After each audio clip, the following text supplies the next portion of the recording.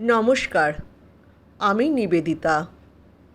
শুধুই গল্প নিবেদিতা চ্যানেলে আমার সকল শ্রোতা বন্ধুকে স্বাগত জানাই। অনুগ্রহ করে চ্যানেলটি সাবস্ক্রাইব করবেন। গল্পটি ভালো লাগলে লাইক ও শেয়ার করবেন। আপনার একটি লাইক আমার কাছে অশেষ মূল্যবান। আপনার একটি সাবস্ক্রিপশন আমাকে নতুন গল্প লিখতে উৎসাহিত করে। আপনাদের অমূল্য মতামত জানাতে অবশ্যই ভুলবেন না। আমার আজকের নিবেদন একটি ছোট গল্প, ইতিহাস। আসুন গল্পটি শোনা যাক। আমি শতাব্দী। আমি ইতিহাস পড়াই একটি কলেজে। আমার ছাত্রছাত্রীদের নিয়ে আমি মুর্শিদাবাদে এসেছি এডুকেশনাল ট্যুরে। আমার সঙ্গে আরেকজন প্রফেসরও আছেন। সে আমার থেকে ছোট, সুকান্ত। আমাদের 3 দিনের ট্যুর। 20 জন ছাত্রছাত্রী আছে। ছাত্রী বেশি, ছাত্র 5 জন। মুর্শিদাবাদে ইসলামিক হিস্ট্রির অনেক নিদর্শন আছে।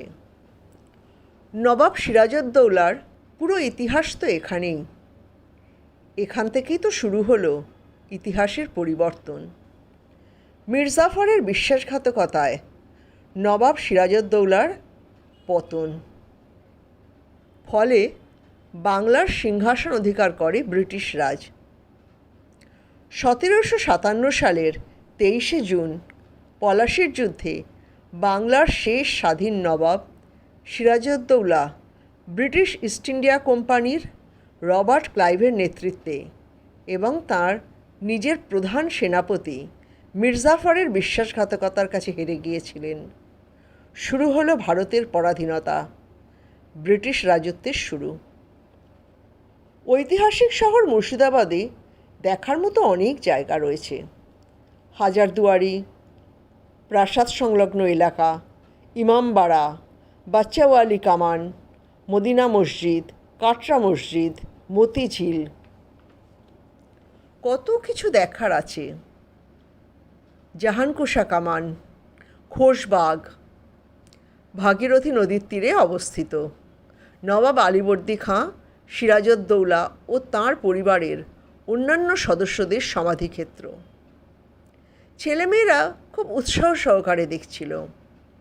শতাব্দী ও সুকান্ত খুব ভালো করে দেখাচ্ছিল ওদের মনেও ছাত্রছাত্রীদের উৎসাহ ভর করেছিল।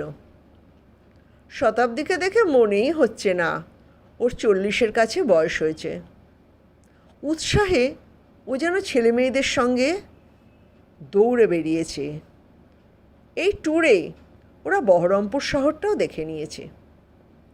ফেরার আগের দিন ওরা বহরমপুরে এসেছে। বহরমপুরে গিয়ে গঙ্গা দেখে এসেছে। রাত্রিবেলা একটা ছোট হোটেলে উঠেছে। শুধু তো রাত্রিবাস, পরের দিন আবার ফেরা। সবাই খাওয়া দাওয়ার পর জমিয়ে আড্ডা মারছে।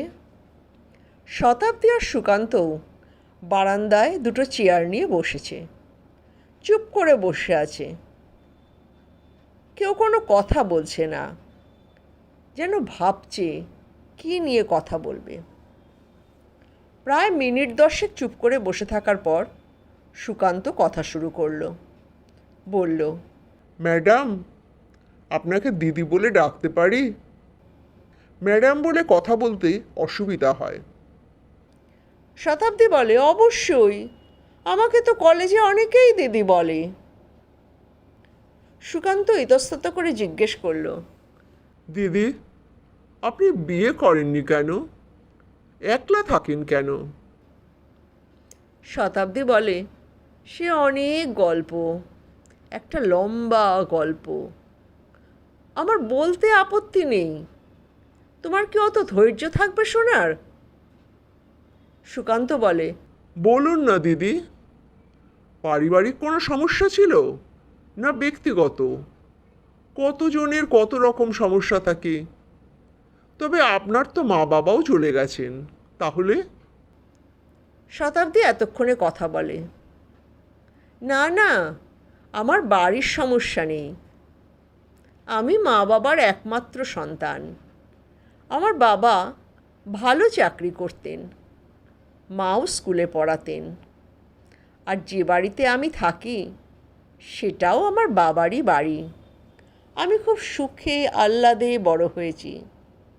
আমি ছিলাম বাবার রাজকন্যা, মায়ের অহংকার।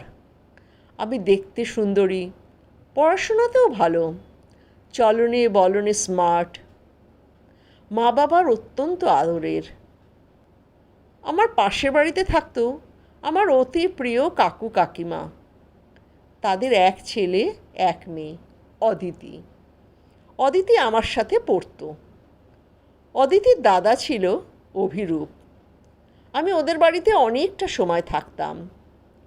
অদিতিও পড়াশোনায় ভালো ছিল।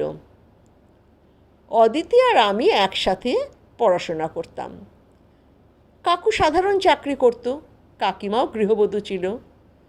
ছোটোবেলায় তো অত ভেদাভেদ থাকে না, আর আমাদের সময় তো অত স্ট্যান্ডার্ড মেনটেন করা হতো না।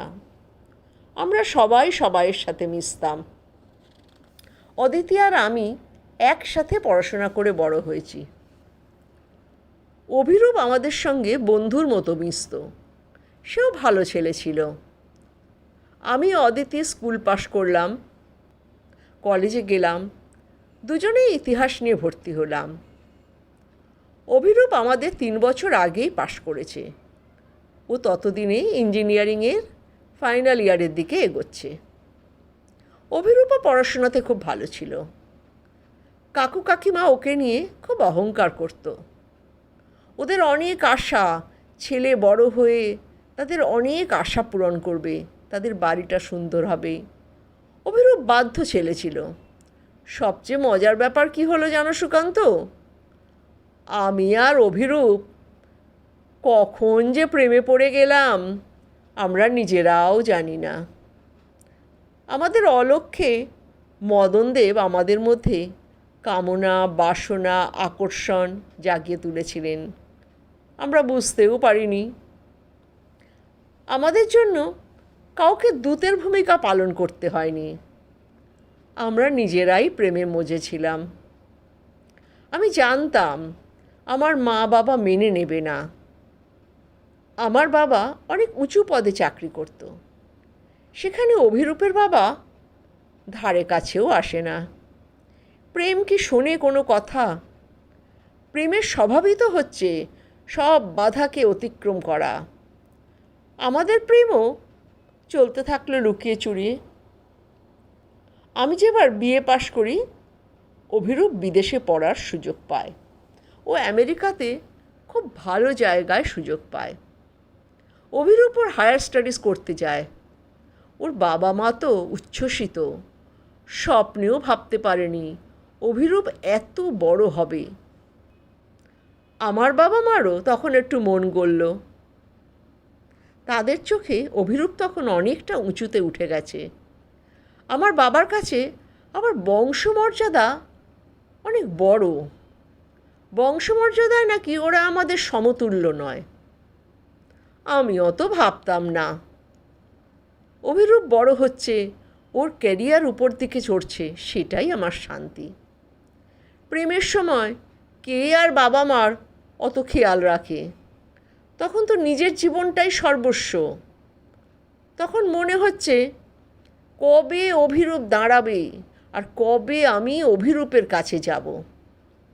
আমি গ্র্যাজুয়েশনের পর এমএ করলাম, অদিতিও তাই। অদিতি একটা স্কুলে পড়ানোর চাকরি পেল। ওর বাড়ি থেকে বিয়ে ঠিক করলো। অদিতির বিয়ে হয়ে গেল। অভিরূপও এসেছিল। অভি আমাকে অনেক স্বপ্ন দেখালো। আমি বসে রইলাম স্বপ্ন পূরণের আশায়। আমার মাস্টার্সের রেজাল্ট খুব ভালো ছিল। আমি পিএইচডি করার চান্স পেয়ে গিয়েছিলাম। এতে অভিরও সায় ছিল। ও কিছুটা সময় পেল। আমি পিএইচডি কমপ্লিট করলাম। আমার মায়ের বাবার খুব অহংকার হলো, আনন্দ হলো। তারা ভাবলো আমি খুব ভালো কলেজে পড়ানোর সুযোগ পাব। আমার মনে কিন্তু ইচ্ছা অভির সঙ্গে বিদেশে পাড়ি জমানোর। আমি কোনো কলেজে অ্যাপ্লাই করিনি, চুপচাপ বসেছিলাম। অভি আসলো, এসে আমার মা বাবার সঙ্গে কথা বলল। প্রথমেই বলল, আমি শতাব্দীকে এবার নিয়ে যেতে চাই। বাবা বলল, তার জন্য তো বিয়ের ব্যবস্থা করতে হবে, আমাদের একমাত্র মেয়ে।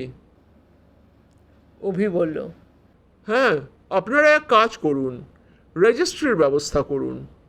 আমরা রেজিস্ট্রি করে চলে যাই, পরে এসে সোশ্যাল ম্যারেজ করা যাবে।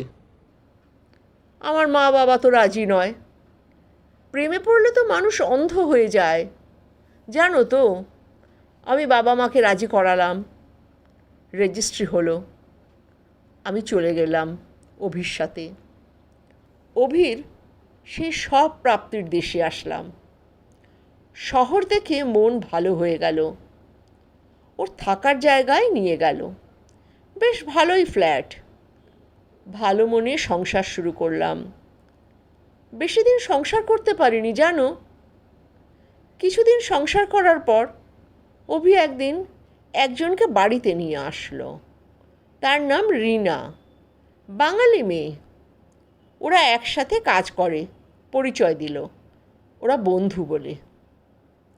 কিন্তু ওদের রকম সকম আমার কেমন ভালো লাগলো না। আমি অভিকে কোনো প্রশ্ন করিনি। আমি ওদের যে উইকেন্ড পার্টি হতো, যাওয়া আসা শুরু করলাম। দেখলাম ওখানে রিনা খুব পরিচিত মুখ। আমাকে অভির স্ত্রী হিসাবে জেনে অনেকেই অবাক চোখে আমাকে দেখেছে। আমি বিস্মিত হয়েছি। পরে ভেবেছি কিছু রহস্য আছে নিশ্চয়ই। আমার তখনও 1 বছর হয়নি আমেরিকাতে। আমি ঠিক বুঝতে পারতাম না কি করব। এর মধ্যে অভির এক বন্ধুর স্ত্রীর সঙ্গে আমার একটু একটু বন্ধুত্ব হলো। সে একদিন কথায় কথায় বলল, আমরা তো ভাবতেই পারিনি অভির সাথে রিনার বিয়ে হবে না। আমি অবাক হয়ে বললাম, কেন?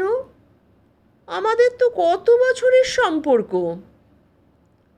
ও বলল, অভি আর রিনা তো লিভ ইন করতো। আমার পায়ের নিচ থেকে না মাটি সরে গেল। আমি যেন গভীর জলের মধ্যে বাস করছি, কোনো তল নেই, কূল নেই, নিঃশ্বাস নিতে পারছি না। আমি পরে শুনেছিলাম আমি নাকি 3 দিন পাগলের মতো হয়ে গিয়েছিলাম। একটা ঘরে নিজেকে বন্ধ করে রেখেছিলাম। খাওয়া নেই, দাওয়া নেই, কিচ্ছু নেই। অভি অনেক কথা বলতে এসেছিল, আমি কিছু শোনার অবস্থায় ছিলাম না। যার জীবনের ভরসা ছিল একটি ছেলে, সেই কোন ছোটবেলা থেকে যার প্রেমে পাগল, সেই যখন বিশ্বাসঘাতকতা করে তখন আর কি থাকে বলো? আমি কিভাবে দিন কাটিয়েছি আমি জানি না। অভির বন্ধুরাই আমাকে কলকাতায় পাঠিয়েছে। আমার বাবা আমাকে কোলে তুলে নিয়েছে। ডিপ্রেশনের চূড়ান্ত সীমায় থাকা একটা মেয়েকে তারা ধীরে ধীরে সুস্থ করেছে, তাকে জীবন দিয়েছে। মা বাবা তো আর ফেলতে পারে না। আমার সময় লেগেছে, তবে ডাক্তারের ট্রিটমেন্টে, মা বাবার সেবা যত্নে আমি পুরনো সব কিছুর উপর পর্দা টেনে দিয়েছি। সব কিছুকে ভুলে গিয়েছি তা বলতে পারবো না, তবু বলতে পারো ওই ঘটনাগুলো আমার জীবনের ইতিহাস।